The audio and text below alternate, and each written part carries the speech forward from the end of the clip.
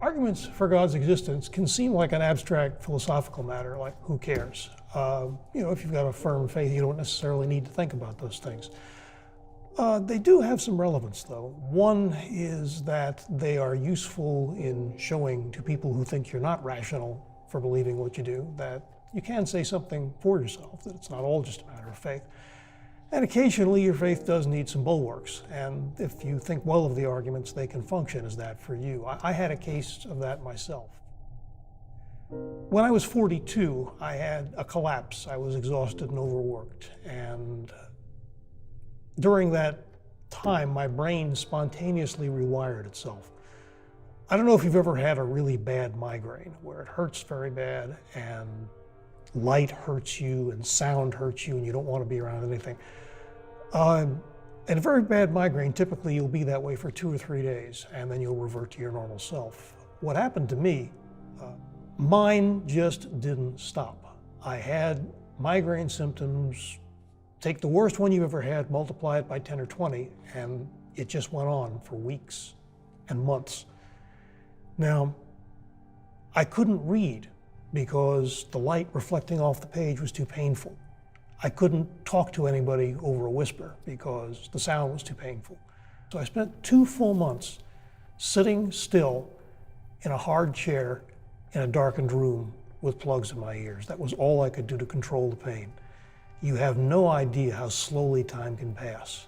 Now, I was, of course, seeing doctors, and they tried various things that you would try with a standard migraine, and they all just made matters worse. So this was my situation. I'd been for 2 months, couldn't talk to my wife, couldn't kiss her because, my gosh, that made the blood rush to my head, and that really hurt.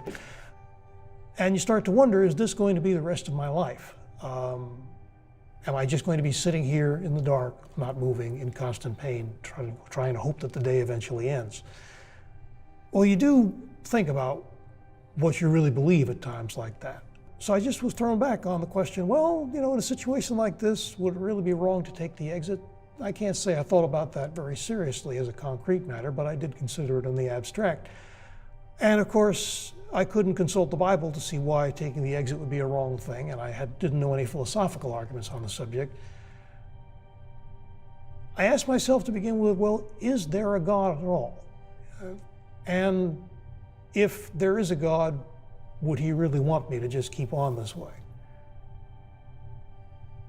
I thought about it, and my own assessment of the arguments for God's existence was that at the very least, it would not be a good bet to say that God did not exist. There just seemed to be too much pointing in that direction.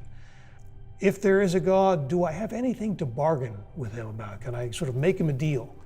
One thing I learned very forcefully at that time is that there is nothing you can give God to bargain with. You don't have anything he needs. You don't have anything you don't already owe him.